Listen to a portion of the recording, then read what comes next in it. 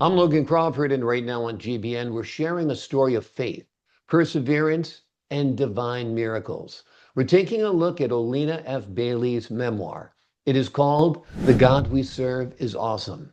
In the book, she reveals how she endured trials in both Liberia and the United States, clinging to God's promises through every storm. Her journey is a testimony that turning to God in times of struggle not only saves us from destruction, but brings us into new life, hope, and freedom. We're delighted to have this very talented author join us here today on GBN.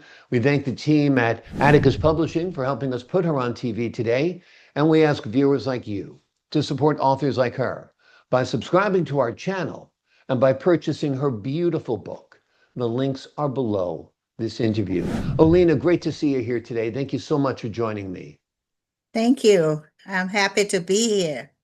I'm happy to have you on the show. What made you decide to share your life story within the pages of this wonderful book? What made me to share it? Because I wanted to help other people who had been through some of the trials and tribulations that I had been through, or who will go through it, or who is already going through some of the trials and tribulations. I wanted them to know that God is the only answer. So no matter what you are going through, you need to turn to God, and God will answer your prayers. Absolutely, absolutely. Can you share with us a specific miracle or encounter with God from your journey that strengthened your belief in the Lord? Okay. One of the miracles that I can say that God really came through, I put in a book that my daughter lost her two children back to back, one Wednesday, one Thursday. And after that, she had 3 miscarriages. So I felt so bad for her. I said, I wish I was younger. I was going to try to have a baby for her, but I was not young enough. So I was going to Liberia. I decided, I said, when I go to Liberia, I will see if some relative got a baby that I can see if they can give it to my daughter to adopt it. I felt so bad for her. She was so depressed, and I can understand why 5 children, losing 5 children. So I was not successful in getting the baby when I went to Liberia. I was so disappointed when I came back. But you know what? God already had our backs. A lot of times when we try to do God work, God's is saying, I'm already doing it for you. So when I got back to the United States, 2 weeks later, my daughter called me and she said, Mom, I'm pregnant. Wow. Pregnant. And now the only child that she has, Kobe. Kobe is 5'11" now. And he just passed, he's 16 years old. Wow. Just passed to the 11th grade. Amazing. He was premature, 4.5 pounds when he was born. But look at him now. Yeah, Isn't that God? It is God. exactly. Yeah, God is the maker of miracles, the giver of miracles, and certainly the creation of life. In a baby, you can see the miracles so abundantly because they really bring so much joy, so much happiness to our lives. Tell us about growing up in Liberia. What role did the country play in shaping your faith and resilience? The country really played a good role because I was brought up in a Christian family, very Christian family. My father was a United Methodist Church minister, and he was also principal of our school. But unfortunately, my father died at age 44.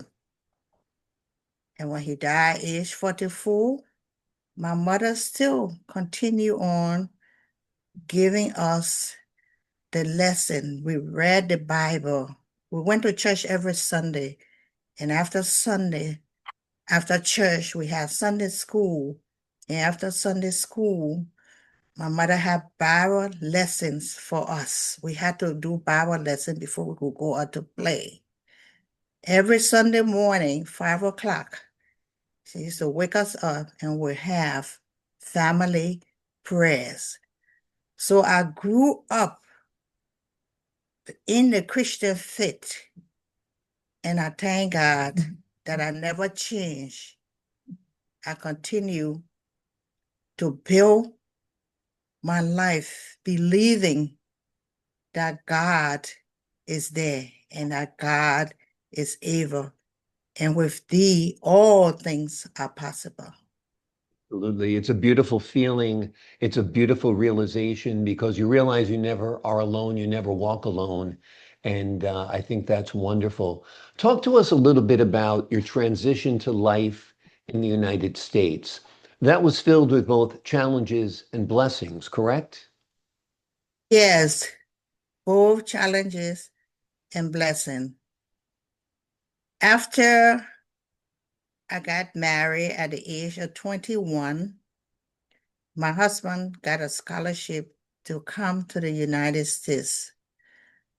And I followed 6 months after to come because I was just a freshman or sophomore at the University of Liberia where I met him. So I came and my mother said, leave the baby. She was 10 months and her name is Wubu. Leave the baby and I will take care of the baby so your husband can go to school and you cannot have a lot of distraction. So I left my daughter. And then when she turned 2 or almost 2, we were told that she had the measles. Mm. And then she had ear infection. Mm. And by the time we sent for her from Liberia to the United States, at the time we're in Lincoln, Nebraska, going to school, she was profoundly deaf. Mm. So they didn't give us any hope, the doctors. They didn't even want to give us any hearing aid for her because they said it won't work. But we didn't listen to that. We continued praying and asking God to guide us and direct us. And I began to teach her. And I can say today, my daughter has a bachelor's degree, has a master's degree. And we decided not to go back to Liberia because it was only a scholarship, my husband, for us to go back to Liberia. But there was no school, no facility there for her. And that's how we decided to stay in the United States. Mm. And I'm glad we did. Yeah. Because if we had gone, she probably would not have even finished the 6th grade like they told us in Nebraska. But now she has a bachelor degree, a master's degree. Wonderful. So we thank God. Yeah, we do thank God that she has such a beautiful life and that she was able to thrive despite challenges early on. You write in the book basically that God don't give you what you can't handle, that he never burdens us beyond our capacity. Talk to us a little bit about how you personally experienced that truth. My reason for saying that, I believe that God always tests us. He always tests us to see if we can handle the problems that we are about to face in the future. At that time, I didn't know it was a test. I remember I was in the 11th grade in Monrovia, the capital city of Liberia. And this young man, I happened to meet this young man who was deaf. But at that time, I didn't know that he was deaf. Mm. They used to call them Bobo because he couldn't talk. They used to throw rocks at him. Mm. They used to treat him as an outcast. Yeah. And I took him like he was a little brother of mine. And God made me to love him so much, like he was a relative. And that's how I used to give him food. I used to give him money. We used to play games together. We used to see each other 3 times a week. He used to come and wait for me.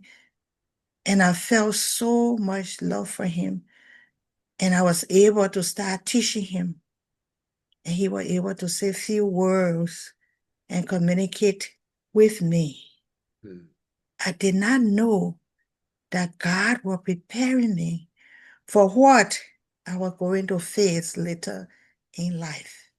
Because as I put in the book, not only my daughter is deaf, but my other 2 children that I have, 2 boys, they both are deaf too. Mm. So all 3 of my children are deaf. The second one, the doctor told me that he was okay. But when my husband was called back to Liberia for a job, I told him, let's go back and check to see if he's okay, because he wanted to take him. And when we went to check, the same doctor that have been telling us that he is okay told us that he also had a hearing loss. I remember that day coming from the 4th floor of Henry Ford Hospital in Detroit, because that's where we moved from Nebraska. I don't know how I got down the steps or the elevator, but I remember I was walking toward the big street called West Grand Boulevard. And my husband ran and grabbed me out of the street. I was just walking towards the cars. And then it took 9 years later before we had our 3rd child. And we took him as a young baby to the University of Michigan Hospital. And he too was diagnosed as being deaf. Mm. Both of them, they didn't have any measles or anything, but they had slight ear infections. Mm. So I was able to handle all 3 of my children. Yeah. I was able to handle it. And second son, Amazing. he went to college too. My third son, unfortunately, he was killed. Oh. Car ran him down the road in 2021. Mm. But God has always made me strong. And I know it's only God that have made me strong. And each time things happen to me, I will get closer and closer and closer to him. Because I know it is he that is got me going every day. Amen. Amen. You've had a lot of trials, you've had a lot of tribulations, but you've had great faith throughout, and the hand of God has guided you, and you have paid homage to him in this wonderful book that I think will help a lot of people with their struggles and their strife, and also to appreciate the good things in life as well with great gratitude. The name of the book we're talking about today is The God We Serve is Awesome. It is a powerful, true story of faith, miracles, and perseverance that proves God never abandons his children. Olina, thank you so much for joining me here today. Thank you so much. It was a pleasure True of me pleasure having you joining on you. the show. I appreciate speaking with you and sharing your wonderful stories and your palpable faith. It's a true inspiration. To the folks at home, I'm Logan Crawford for the Global Book Network. So long for now.